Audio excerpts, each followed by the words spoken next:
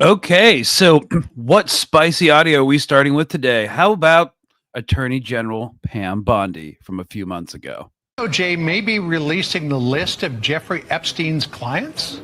Will that really happen? It's sitting on my desk right now to review. That's been a directive by President Trump. I'm reviewing that. I'm reviewing JFK files, MLK files. That's all in the process of being reviewed because that was done at the directive of the president from all of these agencies. So have you seen anything that you said, oh my gosh? Not yet. Okay. Okay, yeah, you wouldn't though. You wouldn't though. Okay, hello and welcome to State of Play on Mint Press News. I'm your host, Greg Stoker, and that was Attorney General Pam Bondi 5 months ago saying they got the Epstein files and she was reviewing them. We're calling this episode The Big Beautiful Cover-Up, Epstein, ICE, and the MAGA War State. I'm sorry if I'm kind of discombobulated right now. It's like, speaking of government agencies and funding cuts, this is very thematic. I was trying to reach my primary care provider at the VA and start and schedule an appointment. Spent 2.5 hours on the phone just now. An hour and a half on the phone. Transferred 7 times. Transferred from Temple VA back to the Temple VA when I was trying to get to the Austin VA to schedule an appointment. And then I was just like, you know what? I have a theory. They're just trying to get us all to kill ourselves so they don't actually have to cut funding to veterans benefits if there's no veterans left. Thanks, Texas VA. Go F yourself. Anyways, where were we? As we're all filtering in real quick, Mint Press News is on Patreon. So, like, if you're picking up what we're putting down and you're trying to, like, support us or whatever, that's great. You know what? We're just glad you're here. So if you want to like, share, subscribe, engage with the stuff, it pushes it further out into the algorithm. So yeah, we're going to be talking about some stuff today on the home front, and we're going to be talking about Gaza and the Iran situation. I wanted to get into the BRICS summit today, but there's just not enough time, and we don't have enough bandwidth for that at the moment. So yes, we are talking about the Epstein list, and we're putting it to bed because it was a psyop. And we're going to talk about that. And now they're going to have to move on to something different. Probably Iran, sleeper cells, and MS-13, and radical leftist socialists that need to go into the camps. So just so you know, since we started with Attorney General Pam Bondi, the Judiciary Act of 1789 created the Office of the Attorney General, which evolved over the years into the head of the Department of Justice and Chief Law Enforcement Officer of the federal government. So the Department of Justice has just reviewed the matter and found that nobody has done anything wrong. Of course, you know, the Justice Department contains most of the United States federal law enforcement agencies, including the FBI, the U.S. Marshals Service, the Bureau of Alcohol, Tobacco, and Firearms and Explosives, and the Drug Enforcement Administration. Oh, yeah.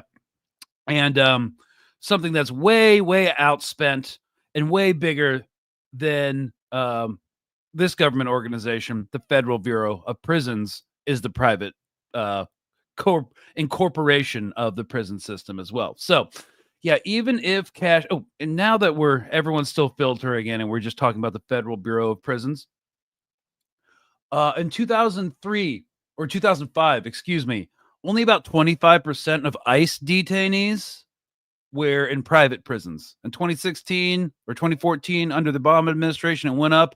In 2018, it was like 80%. And then in 2023, under Biden, it was 90% of all ICE detainees are in private prisons. And we're going to talk about how, you know, over the next 10 years that because there's less crime in America and less long-term sentences, that a lot of these prison populations would decrease by sometimes up to like 50%. And that's not good. The prison system is a for-profit industry, so we need more bodies in prison. All right. So yeah. Anyways, more on that later. Even if Kash Patel, the Trump loyalist director of the FBI, wanted to release whatever is in the Epstein files, he'd have to end run former Qatar lobbyist AG Pam Bondi to do so. of course, no one is going to break ranks at this point. Then this all comes as Israeli Prime Minister Benjamin Netanyahu conducts Gaza ceasefire talks with President Trump as of the time of this recording, something his right-wing ministers do not want. And putting that aside for a moment, do you remember when the DOJ released the first pages of the Epstein files to a bunch of MAGA loyalists, TikTok influencers, and Twitter influencers in that absurd PR photo op? There was like libs of TikTok, one of those people, one of those guys, and he has like millions of followers. But yeah, just a news flash. Where did this propaganda go? The Justice Department has yet to release the documents to the general public, leaving many to question what exactly was in the binders. Among those seen holding the binders were prominent right-wing figures, including Rogan O'Handley, Mike Cernovich, Jack Posobiec, and Kaya Rakik, also known as libs of TikTok. What you're going to see, hopefully tomorrow, is a lot of flight logs, a lot of names, a lot of information, but it's pretty sick what that man did. The decision to grant certain influencers access before the public has sparked backlash across the political spectrum. Republican Representative Anna Paulina Luna, a leading voice in pushing for the release of the files, expressed frustration over the process. The public reaction to the influencers receiving the files was also mixed on social media. Both right and left-wing activists were outraged by the selective release. Epstein's crimes and connections to high-profile pictures have remained a topic of intense public interest for years. His relationships with royals, presidents, and billionaires have fueled speculation about the extent of his network and potential cover-ups. Despite the DOJ's promises of transparency, the handling of these latest document releases has fueled even more skepticism. Well, what happened to that whole stunt? I mean, and look, an Axios article published yesterday highlights the main points of this ongoing contention. So the intrigue here, and also to jog your memory, is when Elon Musk had a falling out with Trump last month. Musk accused the president of being, quote, in the Epstein files, right? And now that we're talking about Trump, let's get some Trump B-roll going just for visual interest. Not that you guys want, that you guys want to look at him, but we gotta play something, right? So Trump posted on social media a statement from the former Epstein lawyer David Schoen saying that Trump wasn't implicated in any crime. Schoen had also represented Trump in his first impeachment trial. Musk later deleted his accusation on other posts on X, saying he, quote, went too far.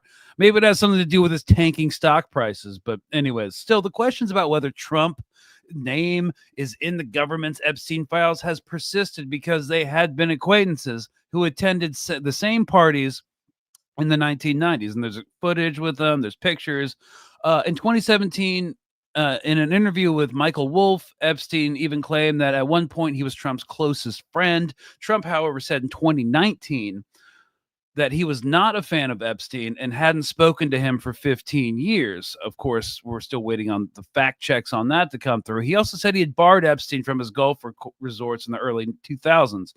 Democrats, meanwhile, have demanded to know more about the Epstein-Trump relationship. So, naturally, what's next? The DOJ and FBI say in the memo that no further disclosure of Epstein-related material would be appropriate or warranted. That was the quote from the memo they released. No further information would be appropriate or warranted. Got to ask the question why. We know the question why. The memo says much of the material relates to child sexual abuse, details of Epstein's victims, and information that would expose innocent individuals to allegations of wrongdoing. Okay, so to break this down, we've got they can't release the files because it relates to child sex abuse. The details of the victims, which you don't necessarily have to reveal unless, well, and information that would expose innocent individuals to allegations of wrongdoing. So if you're in the Epstein files and you're innocent, you were one of the trafficked. And now, so they're coming from this position where, we don't want to expose the innocent people to harm, not the people from the circles that Epstein ran with who were most likely implicated here. So obviously a certain class of people that was mentioned in the video explainer earlier, celebrities, politicians, royalty, etc., all part of the transnational neoliberal elite. So through this review, we found no basis to revisit the disclosure of those materials and will not prevent the release of will not permit the release of child pornography, the memo says. So you don't release the freaking pictures or the videos. This entire thing is absurd. In the end, whether or but here's the main crux of the thing. In the end, whether or not Trump is in the Epstein files, the performative effect is the same. Whether or not they even exist at all as a Mossad operation to entrap U.S. officials, and they never intended on releasing them in the first place, right? The performative effect is the same. The Epstein files were never about justice and definitely not about transparency. They were a lure for the drain the swamp conservatives, and intentionally crafted psyop born out of multiple movements, including QAnon, to radicalize a dissolution, overly online generation, nudging them toward MAGA as the only faction to fight the child trafficking elite. And it worked. Because now Trump's own DOJ quietly admits no Epstein client list, no blackmail operation, no murder, just suicide, case closed. So what's all the outrage for? To get folks to vote Republican. That's what this was.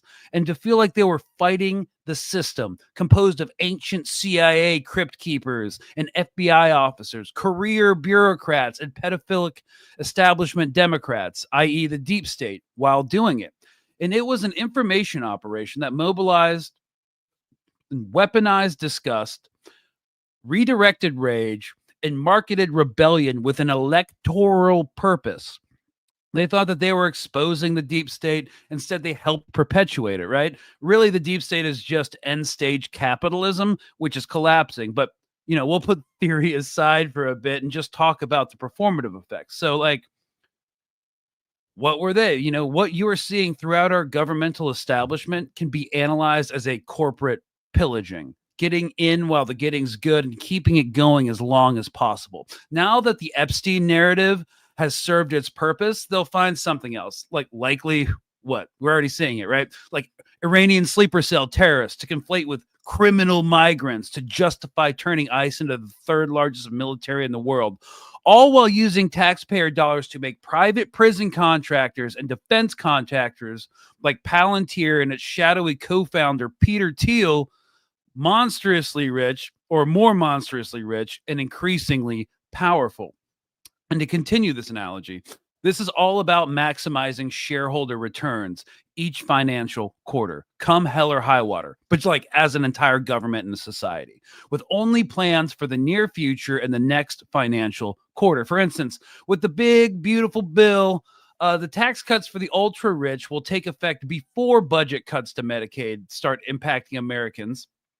Oh, sorry, let me back up. The tax cuts for the ultra rich, capital gains tax, etc., will take effect before budget cuts to Medicaid, which will start impacting American voters after the 2026 midterms. Then what?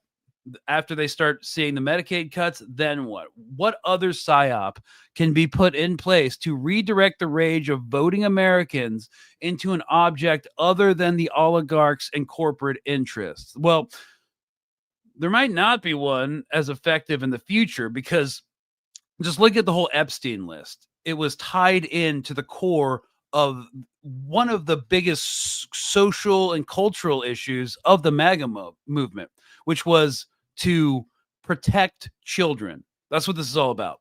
The sex trafficking, the pedophile rings that the QAnon people were talking about, in Hollywood, with the Democratic establishment, who are basically intertwined in Hollywood, protect children, anti-abortion laws, pro-life legislation, women's bodily autonomy, can't do it. Need to protect children, drag queens, gay drag men who dress in drag, reading to children, protecting children from lasciviousness. Cracking down on trans legislation. Can't have a bunch of kids having their genitalia mutilated. and then the Epstein file, bringing it back, the core of their entire platform for repealing all these rights of marginalized groups. I mean, not the Hollywood glitterati and the Democrats, but like women, trans folks, LGBTQ plus, migrants, but that's another thing. But all that stuff surrounding sexuality was to engender norms, was to protect children, right? That was the core nucleus of their social campaign. That and immigration, and to stop wars. Of course, none of this has happened, but it's interesting to see that. So, we're going back to it. Yeah, they're basically just trying to push these social issues as far as they can go to redirect rage against the ruling class. But there might not be and so their whole core is falling apart. So it's interesting. It's going to be interesting to see what this does to the MAGA movement. I don't think it's really going to affect them too much, but a lot of people on the right who are with Trump just because they think he was going to get this done.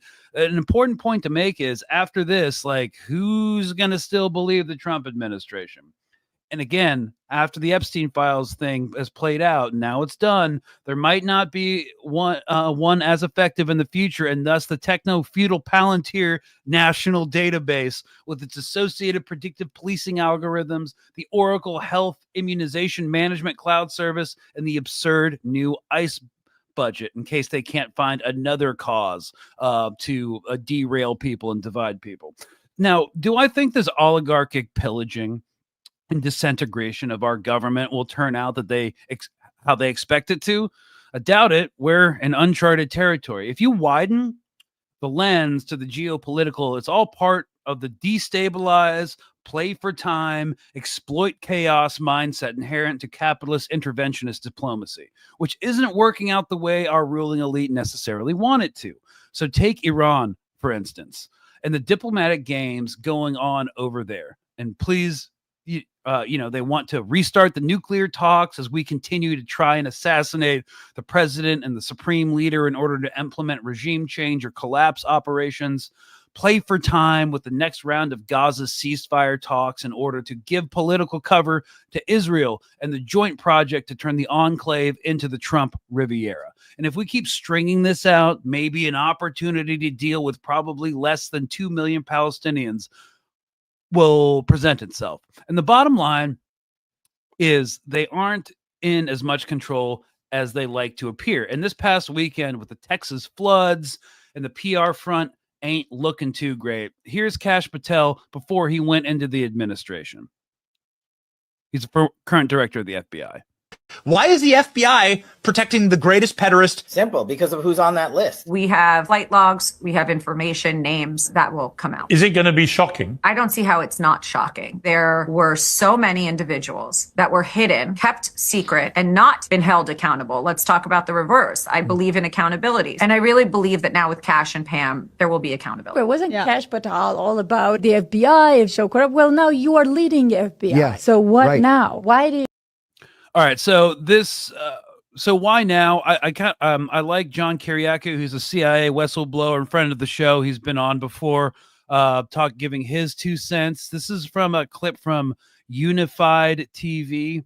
It's more kind of like a anti-authoritarian right space, which is kind of interesting to listen to. I think these two come out and two little guilty kids. I remember speaking to a friend of mine who was convinced that he was murdered. And I said, look at this one step at a time. The guards are not supposed to work more than 8 hours. Both of the guards on that unit had worked double shifts, 16 hours, right? Because they're short staffed. You're not supposed to work more than 8 hours. They do it anyway. Number 2, the camera was broken. Guess what? All the cameras are broken. That's why people are always having sex in the chapel or underneath the stairs when you go down to the mailroom. The cameras are always broken. Right. If somebody is suicidal or thought to be suicidal, he's supposed to be placed in a room with windows on 4 sides. And you have volunteer prisoners just sitting there in a chair like this, staring at him, 4-hour shifts, 24 hours a day to make sure that he doesn't kill himself. And he's not given sheets. His sheets are made of paper, so he can't tie a knot and hang himself. Every step of the way, there was a breakdown. Okay, the question I have, do you think that's intentional breakdown? Probably. Now let's talk about his mindset. Epstein, this is a guy who, I mean, obviously he knows what he got himself into. He's not stupid. He was in jail before, as I understand, and they freed him. So he's dealing with some serious people out there, some very heavyweights. Let's say he wanted to kill himself. It's obviously not because he's sad about what he did. It's obviously because he knows that he's a walking information hazard. First of all, do you think a psychopath like him or sociopath like him, you gotta be, would even attempt that? Oh, yeah. And I think, especially for a sociopath, it would be a rather easy decision. Yeah, it would be devoid of emotion. He would consider just the practicalities. He was, 60 years old? Almost 60 years old. He's looking at probably second offense, probably 25, 27 years. Pedophiles are not eligible to go to minimum security work camps. He's going to be in prison for the rest of his days. Right. And so it's better to be dead. I don't know unless I look at certain videos or evidence, and so far they produced absolutely nothing. That's the question mark for me. Okay, he killed himself. Great, show us. Show us what you have. What's the deal? Yeah, what's the big secret? Just lay out the evidence. Exactly, and everyone lay will out the shut evidence, up. and everybody's going to walk away. Right? Yeah, But they won't. No, and actually, I think MAGA world is just going to walk away because they've had to reconcile a lot of things since Trump took office. They've had the evidence, and they're not going to get the evidence from the Epstein files, but they have the evidence for a lot of stuff. Trump said, I was going to end the war in Ukraine. That's not going to end anytime soon. That's going to end as a frozen conflict, most likely with a demilitarized zone, reminiscent of the 40th parallel. Sorry, I messed up the parallel, but the North-South Korea divide. That's how that's going to end. Iran, completely beholden to U.S. Israeli for long-standing foreign policy. Trump is obsessed with BRICS. Iran needs to fall. And also, it seems like there might be some leverage on him, at least as far as campaign donations from Israeli actors, Zionist actors. So that's not happening. What else? Oh, Doge was supposed to save a bunch of money. Okay, but now we're doing tax cuts for the ultra wealthy, cutting Medicaid. Oh, yes, we were going to reduce the military budget in half, but now we're expanding it above $1 trillion. I don't know. Sound off in the comments what else I'm missing that he lied about, but I'm sure it's a lot more. Now he's trying to get into trade war with all these BRICS nations and anyone who attended the BRICS summit in Brazil that's taking place right now. It just goes to show you that they'll just lockstep fall in line no matter what. He will always have a devoted base that can mentally, morally reconcile everything he does, because they've experienced, because of the cult of personality, a identity conflation where them and their god Trump are now fused into one person. So if you insult Trump or criticize Trump or question Trump, who presents such a aura of strength, if you're in that mindset, obviously it's not, they also feel like they're under attack and being attacked directly, and they need to show strength too. And the way they've been taught through Trump and their identity conflation with him is that you do ad hominem attacks, you dismiss people, you own the libs. So I'm going to do an episode tomorrow about this on my own platform, but I don't think it's really going to fracture MAGA all that much. You're going to have some bleed off, but I could be wrong, and I hope it's wrong. But there's a whole ideological realignment happening right now across the left-right political spectrum here in America. You have Tucker Carlson, who made his money off race baiting and persecuting the most marginalized people in the country, who's now coming out as an anti-war, America first, patriotic guy who's interviewing President Pezeshkian of Iran. And then Marjorie Taylor Greene's getting on and agreeing with them. But she also says a bunch of horrible stuff too. But the typical ideological lines are shifting. And now what you're seeing is because the Democratic Party refuses to do anything, absolutely refuses to do anything. They are catching a lot of heat from their base. Hakeem Jeffries goes on this weekend this past Friday before Congress closes session and yaps for 9 hours so that they could send me a fundraising text asking me for $5. So that's the state of politics right now. I think most people are getting completely fed up with their institutions. And so where are we going next? And one thing I did want to say about this, also this morning, like my producer wrote this note, another thing to consider in this episode, he writes, there's a kind of triad of cases here that are basically going ignored, hidden, whatever. Depending on the direction of the show, we could tie this into Diddy, P. Diddy, being only guilty of like 3 out of the 9 charges, but not sex trafficking, despite the evidence. Sorry, I keep hitting my camera. And how the bourgeoisie, ruling class elites, can literally get away with anything. And let's not forget, Trump also was charged with all those sexual assault allegations. I forget what specifically happened with that, but wasn't he in jail? Yeah, it was not just like sexual assault allegations. It was like paying hush money to Stormy Daniels, the porn star that he was involved with. And then the obvious connection between Trump and Epstein. Look, it looks like a lot of the glitterati, both on the left, right, celebrity, political, business sector, are like all tied up with these like high profile sex trafficking cases. Just pointing that out, guys. And this has been a long-standing allegation, but one of the main problems is that even if this isn't happening, even if these are all conspiracies, which is a tough sell at this point, but even if they all are, like one of the main messaging problems or information operations problems that we're having right now is that people still believe it's only the Democrats and only the people in Hollywood that are mixed up in these kind of things. That's insane. This is why people on in MAGA world think that they're like closer and more politically and ideological aligned with billionaires and stuff. And it's like, yeah, no, you're not a capitalist, man. You're a consumer in false class consciousness with billionaires who don't have a left-right position. They do whatever they want. Peter Thiel, Alex Carr, Mark Zuckerberg, they all used to be primarily Democratic donors, but they shifted tack to Trump when they thought they could get more out of him. Donald Trump himself was a avowed Democrat. He was a New York liberal for a very long time, but he shifted. He wanted to get more populism, more populist, and break out of the Democratic Party mold, which is fine. But it goes to show you that all these people within all these transnational security and political circles and economic circles, well, they all hang out together. So let's just leave that there. And they all sit on the same boards and they know what's all good for themselves. So now that now I just wanted to point out a couple things. Now that the Epstein list psyop is effectively played out, I mean, this drama is going to go on for a while, but it's going to lose traction. The news cycle is going to roll over and over and over again, and the Trump will still have his base. But it's effectively played out, right? And we can move on to a new narrative about Iranian sleeper cells to justify ICE crackdowns on domestic terrorism. Basically, anyone who disagrees with the administration. If you agree with the administration, you get to lose the designation. So as the war state transitions less abroad, because I do think in some ways he is a less overseas war candidate. And I always believed that. I didn't say he was an anti-war candidate. I've always said that he would increase the war on the American citizens.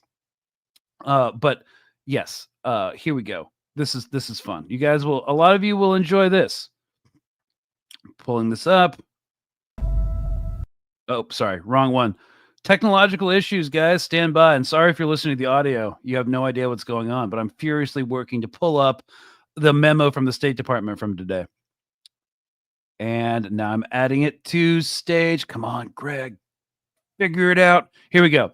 All right. Yes. Now that the Epstein psyop list psyop is played out, we're going to see a focus on domestic terrorism, but conversely, overseas, anyone who will kind of bend to U.S. foreign power and get on board with the regional agendas gets this.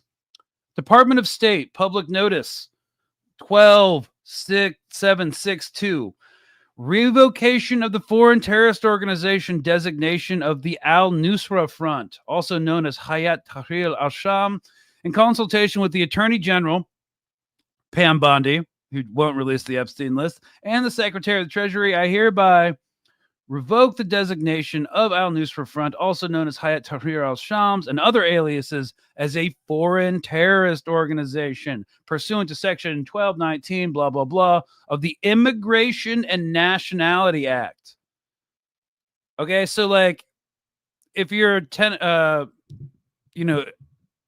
wow. Cool. I wonder if like you could be HTS and now come to the country legally under a visa.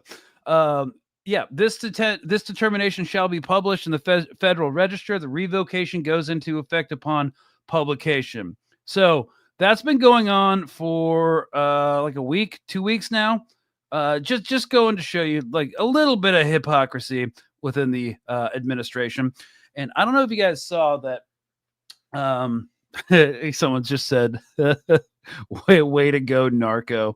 I think I have a video, guys, that I screenshotted about what we are doing now on the home front. So, yes, we are wiping the slate clean of avowed war criminals overseas. Meanwhile, and this is all, again, I always like to connect the war state to the police state because it's all connected by the same system, and it's all connected by the same policymakers and oligarchs. So as that's going on, and we're giving forgiveness for war criminals overseas, I get it. There are political reasons, and if you're a cutthroat imperial power, you don't really give a shit. But I don't know if you guys live in LA, but ICE is increasing show of force operations while all of this is going on. And then we're going to turn to Gaza. So from a couple hours ago, basically hundreds of ICE and Customs and Border Patrol officers got in formation and assaulted MacArthur Park in Los Angeles. And this was a massive show of force. They didn't detain anybody. Local activists on the ground got to the park first before they could mobilize and cleared everybody out. So it was a massive photo op that accomplished nothing. And I think it's going to backfire from a PR perspective. Just look at this. Listen to the audio. We have horses in formation. These guys are all complete tactical gear. If you see other footage, there's like dozens of armored personnel carriers. They all have assault rifles. They're walking in formation. There is absolutely no reason to do this. But basically, the point is they're trying to normalize this for the average American. Yeah, someone wrote "Giddy up." Yeah. So the whole process is normalization, and I wanted to talk about this because it's normalization in two ways. First of all, to get you seeing it in the streets everywhere. It's just people, guys in full tack gear will now be in neighborhoods around you, perhaps guarding grocery stores. This is the new normal. They're starting in LA. They're doing photo ops, so it gets transmitted across the country. Everybody sees it. So when it comes to you, it won't be such a shock. Another thing they're trying to normalize is these joint federal officers like ICE and Customs Border Patrol, Department of Homeland Security deployments in conjunction with National Guard and Marine support. Right? So they deployed the Marines to help out ICE. Doesn't look like ICE needs a lot of help. Seems like they got a bunch of freaking tack guys in tack gear. And also to Alligator Alcatraz. So, yeah, I saw someone in the comments say they're training for the LA Olympics. Oh boy. Yeah, but yes, this normalization and this fusion of military and paramilitary forces will lead, if history at least rhymes, to the creation of, in the next few years, the future, a completely paramilitary, unaccountable Gestapo, Stasi police force that, can basically wrap up all the potential revolutionaries. So Now, what are the Democrats doing to stop this? They're basically they spent a day talking about the Epstein files and how they demanded accountability for that, but they don't want that coming out neither. So this is really interesting. This article that broke on Axios today, and that was Democrats told to get shot for the anti-Trump resistance, and there's our friend Akeem Jeffries at town halls in their districts and on one-on-one meetings with constituents and activists. Democratic members of Congress are facing a growing thrum of demands to break the rules, fight dirty, and not be afraid to get hurt. Why it matters. House Democrats told Axios they see a growing anger among their base, morphed into a disregard for American institutions, political traditions, and even the rule of law.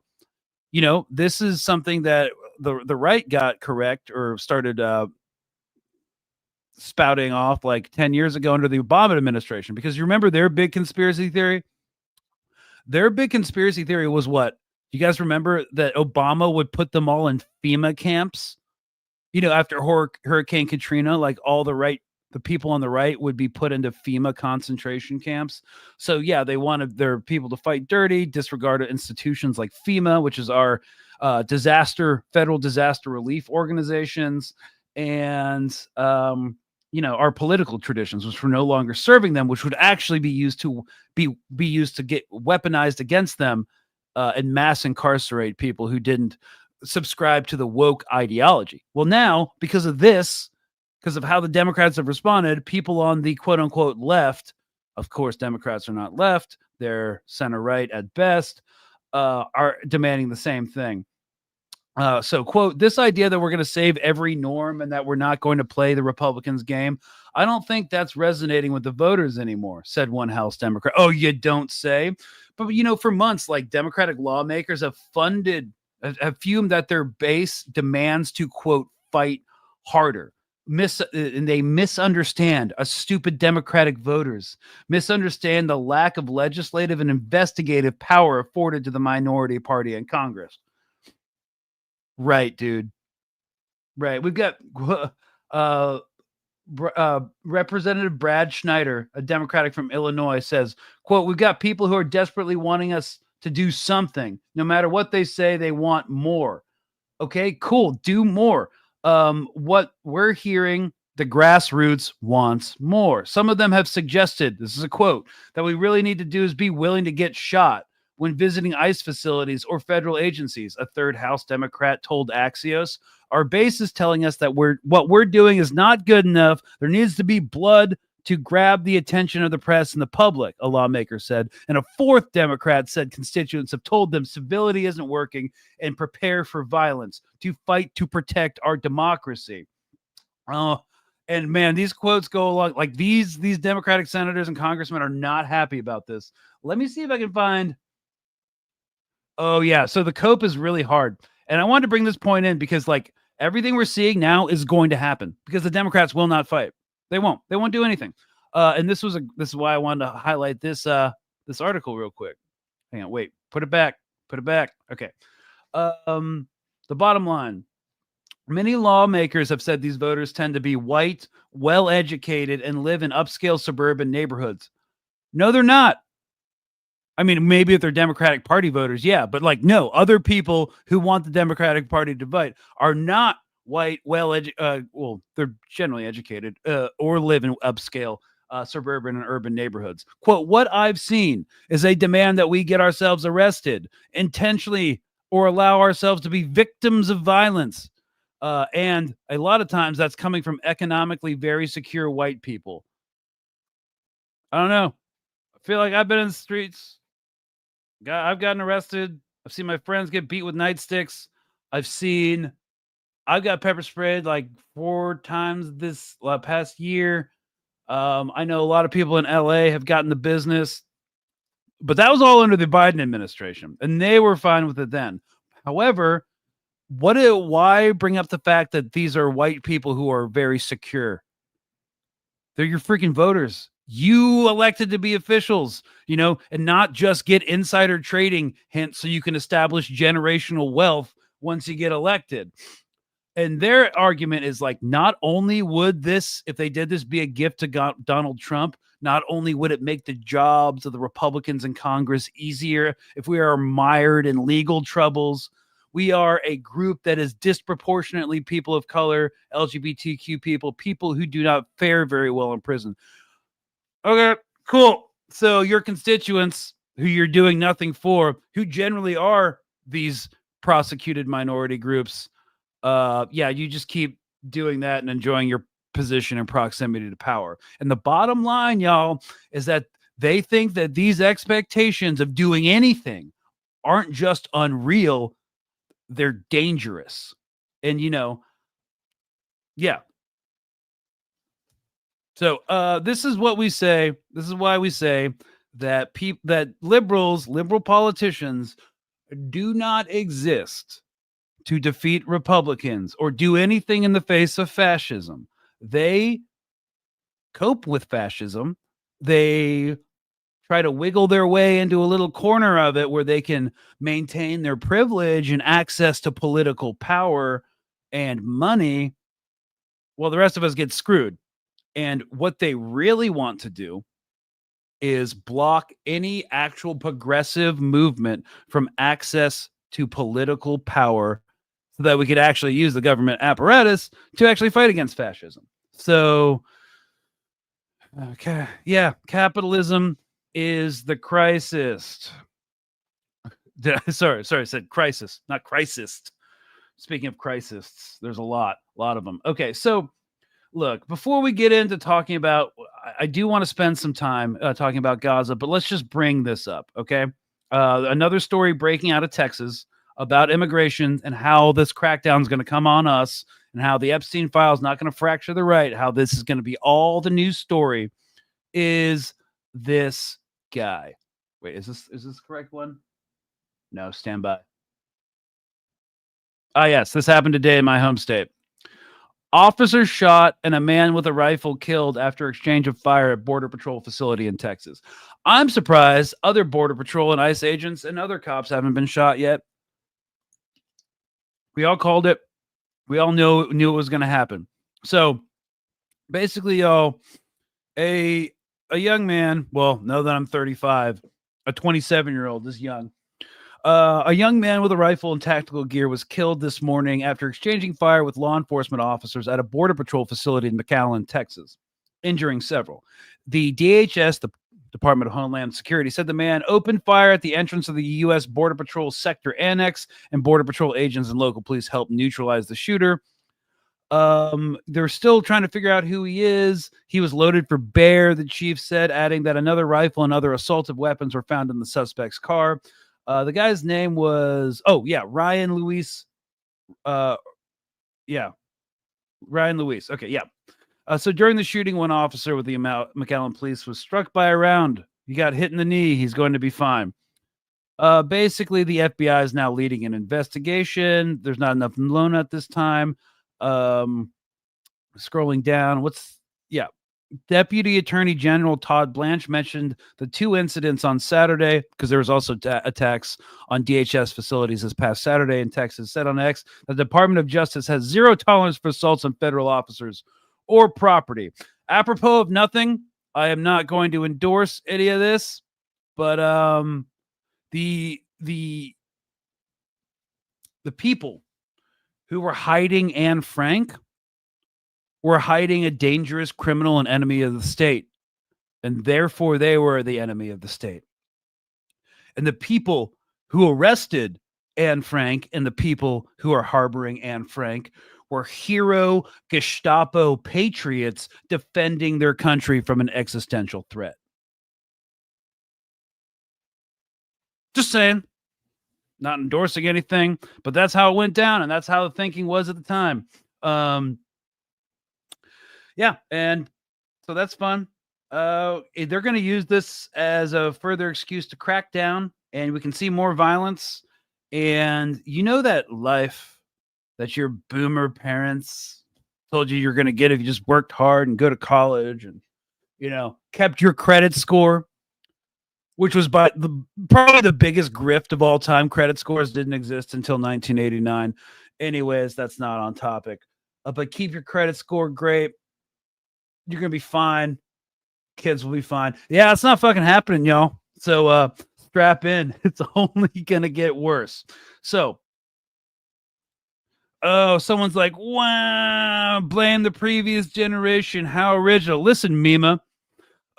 We are blaming the previous generation because you guys were massive champions of capitalism. You guys systematically destroyed any social movements that wanted a better, more equitable world. I'm not talking about all of you, but a lot of you. And you know what? It's not even your fault. That's just capitalism, baby. But thanks for chiming in.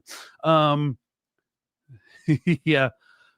Someone says, Greg actually looks rather worried. I'm not surprised. Yeah. Yeah, I don't have a credit score. Good for you. Don't even play into the system.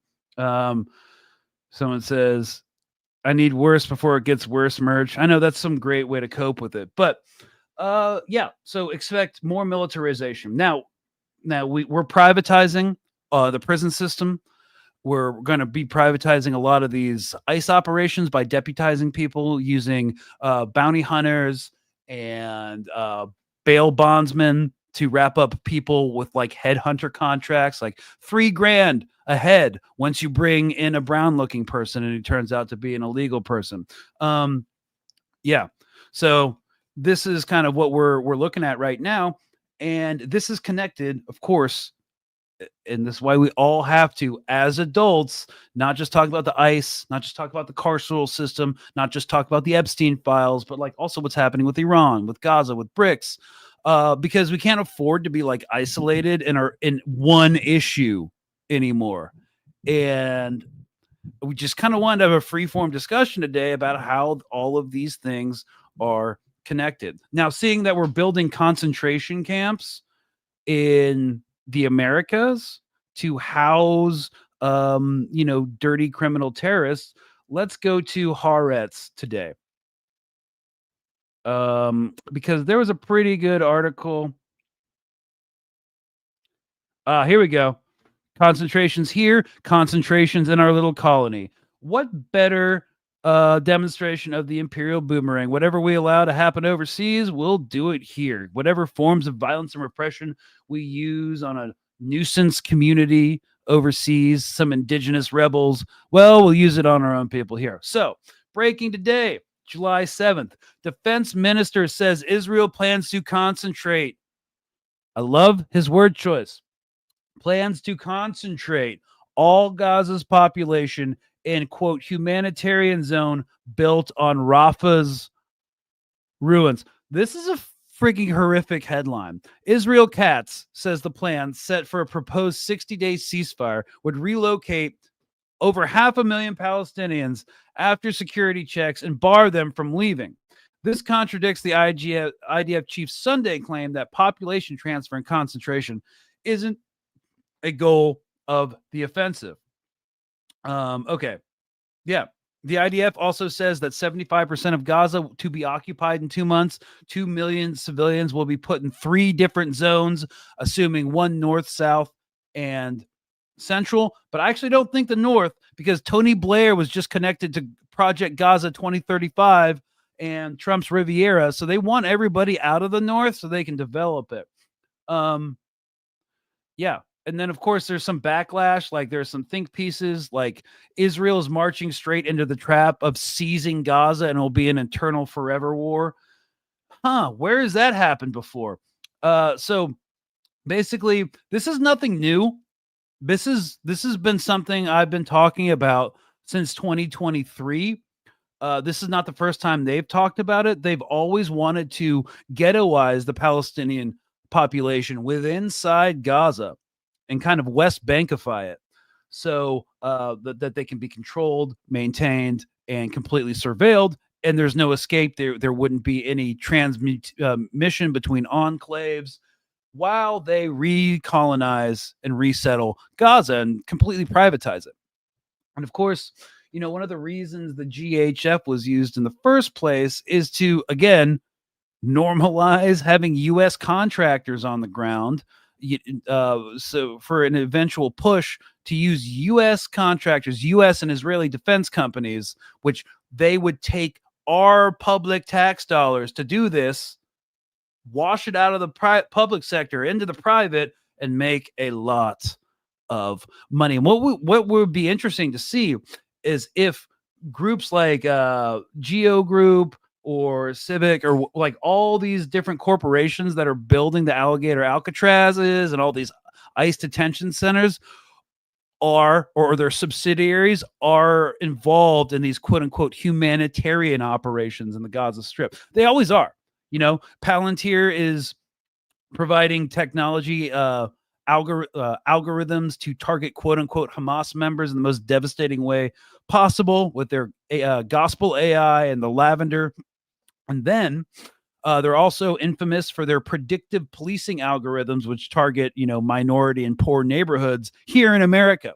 So yes, all connected. Here we go. Guys, if you have any comments, I'm going to start looking at them now.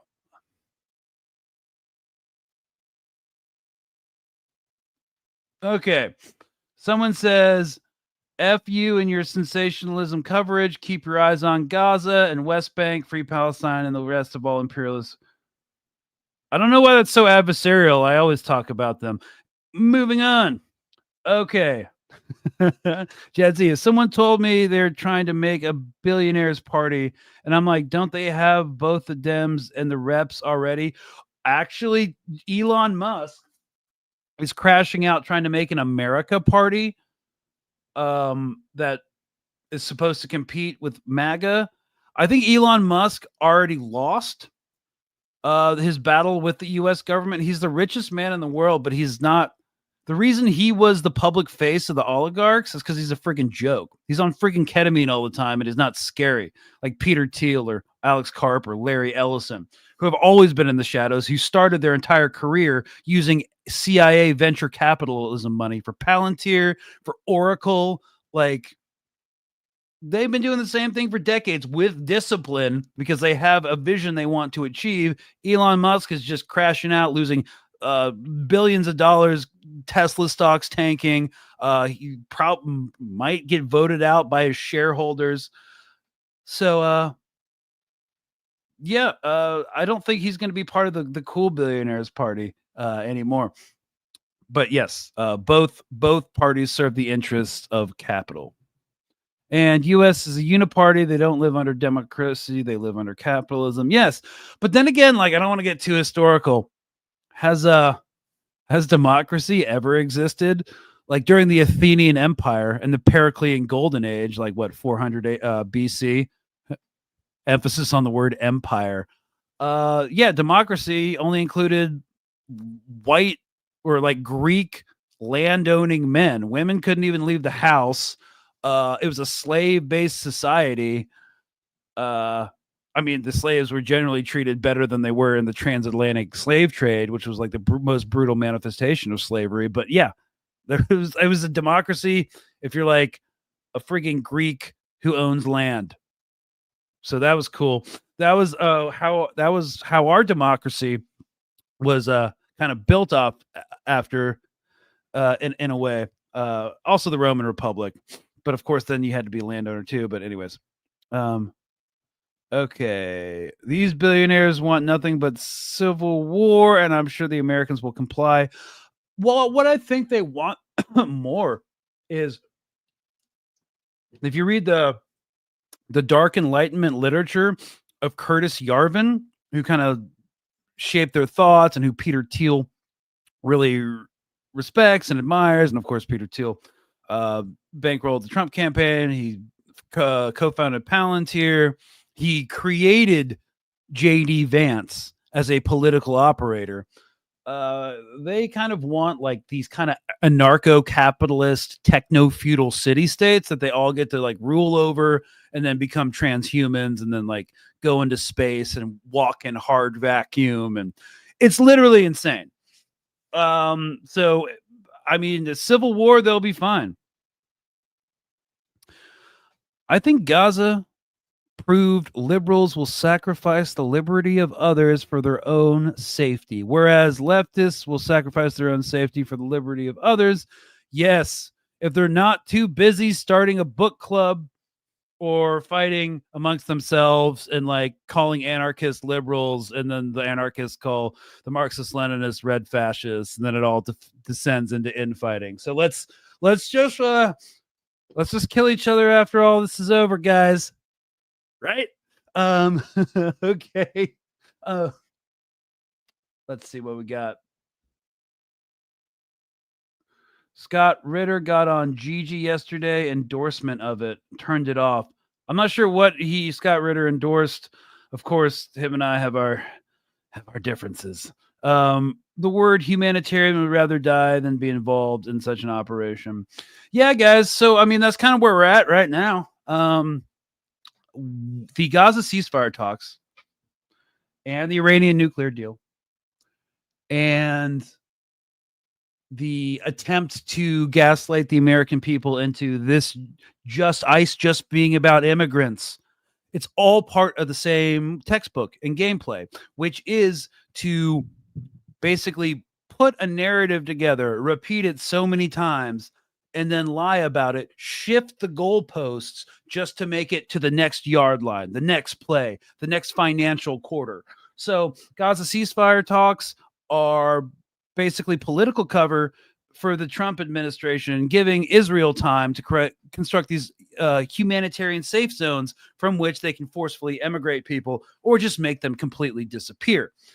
The Iranian ceasefire talks are just keeping the negotiations going while the U.S. continues to try to implement regime change or regime collapse operations and assassinate the supreme leader and the president of Iran. The ICE stuff is basically trying to get consent and move the Overton window further and further right all the time so that his support base will kind of accept that it's just about immigrants. And oh no, it's about like also dangerous political activists who were naturalized citizens, but now because they're no longer American anymore, they need to be denaturalized and deported. And then it's going to be for political dissidents, like everybody watching this live stream for the concentration camps. But at least, hey guys, your bunkmate's going to be cool. So that's fun, at least. Yeah. I kind of wish I could end on like a positive note. Let me say this. I don't think it's going to work. I don't know how it's not, but like they're really rushing and they're kind of flying by the seat of their pants. And when we talk about the Iran stuff and the Israel, Palestine stuff, and even the ICE stuff, these policies and these political stunts and gambits are being done by the same cabal of old ass boomers who told us we'd be in and out of the Iraq war and that Afghanistan was going to be a victory and that all these things were great and all these adventures that didn't work out, they failed, but they did accomplish their goal, which was to make money. America doesn't fight wars to win them. It fights wars because it's the most avowed capitalist entity that's ever existed, and it makes money. So that's what we're looking for. Now, that being said, they've never been able to achieve their stated strategic goals. So when Trump says, hey, we're going to deport all these illegal aliens, no, you're not. Hey, we're going to depopulate the Gaza Strip and annex the West Bank. When have you ever achieved your goals? You're going to implement regime change in Iran. Okay. I would be more bleak about the prospects of any of this worked ever, which it hasn't. So guys, we're going to be doing a Thursday episode, probably on like the BRICS summit and what that means globally. And there's a lot of stuff to talk about today. I just kind of wanted to jump around and hit all these different subjects and kind of in a more colloquial, informal way, just kind of ruminate on how these things are all connected. I know some people, like 100 people have just joined, like when in the past 3 minutes. I'm sorry, y'all.